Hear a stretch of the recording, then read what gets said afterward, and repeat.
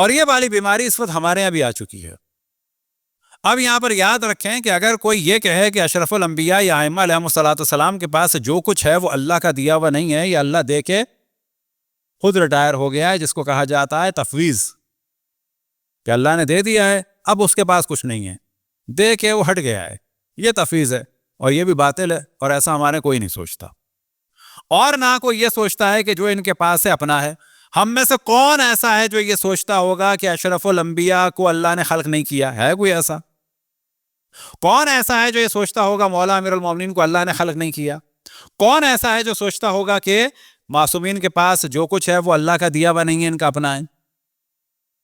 ہم تو ہر وقت کہتے ہیں کہ اللہ سبحانہ و تعالیٰ نے خلق کیا، اللہ سبحانہ و تعالیٰ نے ان کو اختیار کیا، اللہ سبحانہ و تعالیٰ نے ان کے مقامات سے نوازا، اور جو ان کی اصل معرفت ہے وہ یہی ہے، ان کا جو مقام ہے کہ یہ اللہ سے قریب ہیں، اللہ کی عبادت کرتے ہیں، کیونکہ اللہ کی سب سے زیادہ ان کو معرفت ہے۔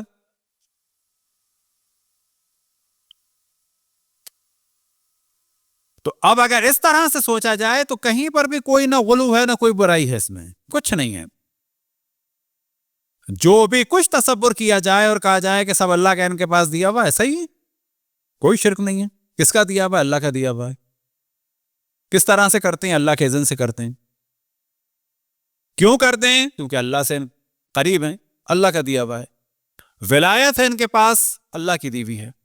اس ولایت کے ذریعے سے کیا کیا کر سکتے ہیں؟ کچھ بھی کر سکتے ہیں، لیکن کیسے؟ باذن اللہ۔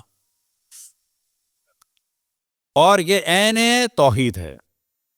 باقی جتنے شبہات آتے ہیں، چاہے وہ ہمارے یہاں سے کوئی کرے اور چاہے باہر سے کرے، تو وہ ٹیسٹ کیا جاتا ہے کہ ائمہ کے فضائل کے بارے میں اس کو بدہضمی ہو رہی ہے کہ نہیں ہو رہی ہے۔ اگر بدہضمی ہو رہی ہے تو پھر ان کے عقیدے کو تدریجاً خراب کیا جائے۔ جیسے کہ ہمارے یہاں ایک فرد نے کہا کہ حضرت آدم معصوم نہیں تھے، وہ کیوں؟ ٹیسٹ کیا جاتا ہے۔ بقول آیت اللہ بہلول کے، کہ جو شاہ کے باپ کے زمانے میں تقریریں بھی کی تھیں، انہوں نے خود کہا کہ ایک جگہ ایک قبرستان میں سے روڈ بنانی تھی ایران کے کسی شہر میں، تو شاہ کے آدمیوں نے پہلے قبروں کو توڑنا شروع کیا، ایک کو توڑا، دو کو توڑا، کوئی ریئیکشن ہوتا ہے کہ نہیں ہوتا؟ آہستہ آہستہ توڑ کے چھوڑ دیا، اس کے بعد اس کو بنا دی۔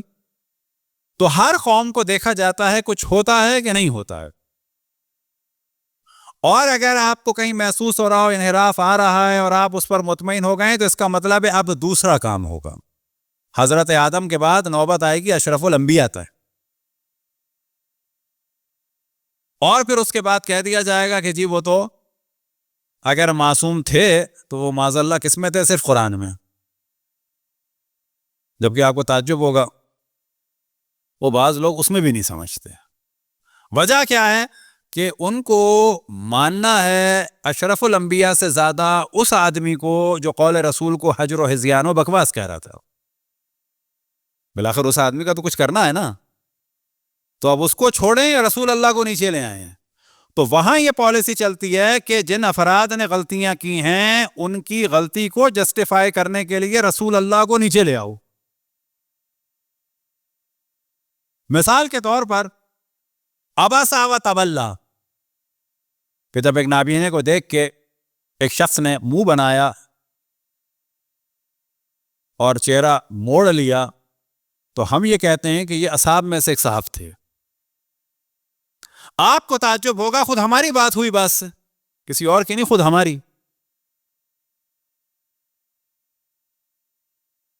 تو اس مذہب کے علماء بضد تھے کہ یہ رسول اللہ ہے۔ ہم نے کہا نہیں، رسول اللہ نہیں ہے، وہ ہے یہ۔ کہنے لگے آپ اصحاب کے دشمن ہیں۔ کہنے لگے کیسے ہو سکتا ہے جو رسول کی تربیت میں رہیں وہ ایسا کریں؟ ہاں، یہ کیسے ہو سکتا ہے رسول کی تربیت میں رہے ہوں اور ایسا کریں؟ تو تم تو رسول کو خراب کر رہے ہو۔ تو یاد رکھیں کہ ہمارے ہاں اور دوسری جگہ ایک بڑا مسئلہ ہے، ہم افراد کو قربان کر سکتے ہیں اشرف الانبیاء پر، اشرف الانبیاء کو قربان نہیں کرتے افراد پر، 2 منٹ 3 منٹ یا 2 سال دیکھنے والوں پر۔ اور یہ ایک بہت بڑا فرق ہے، اور یہی وجہ ہے کہ اس وقت توہین رسالت سے جو کتابیں بھری ہوئی ہیں وہ بعض مذاہب اسلامی کی بھری ہیں کہ جن میں سے ابھی ایک ہی جلوہ نظر آیا انڈیا میں، ابھی یہ میڈیا پہ آیا ہے، یاد رکھیں. اور ڈرنا چاہیے اس سے کہ اگلے مرحلے میں ان کے حوالوں کے ساتھ کیری کیچر بنے، کہ اللہ نہ کرے ایسا ہو، لیکن ایسا ہوگا. کیوں کہ جب یہ مارنے کی بات کریں گے نا، اپنی ہی کتاب میں گند بھرا ہوا ہے، اور ہر کسی کا سر تن سے جدا کرنے کی بات کرتے ہو، دوسرا آدمی پھر اور الٹا کام کرے گا. جبکہ ہونا یہ چاہیے کہ انسان سیدھی سی ڈیبیٹ کرے. جب ساری دنیا کو تم مارنے کی بات کرو گے تو پھر دنیا کیا پاگل ہے؟ تو یہ جتنا شور دکھا رہے ہیں، شدت دکھا رہے ہیں، اس کے بعد اتنا ہی معاملہ خراب ہوگا. صلوات پڑھیں پر محمد والے محمد.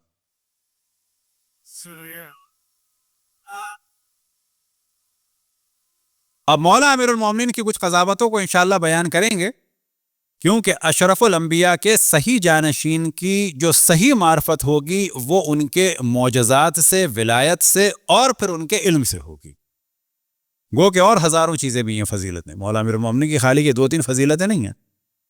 لیکن پہلے ہم کچھ ذکر کریں عزاداری کے بارے میں، کیونکہ بعض وہ لوگ جو اپنے آپ کو ماڈرن سمجھتے ہیں، اور بعض دفعہ ذہن میں چیزیں آتی ہیں اور جو غلط خیالات ہیں، پھر ان کا کہیں نہ کہیں سے جواب بھی آنا چاہیے.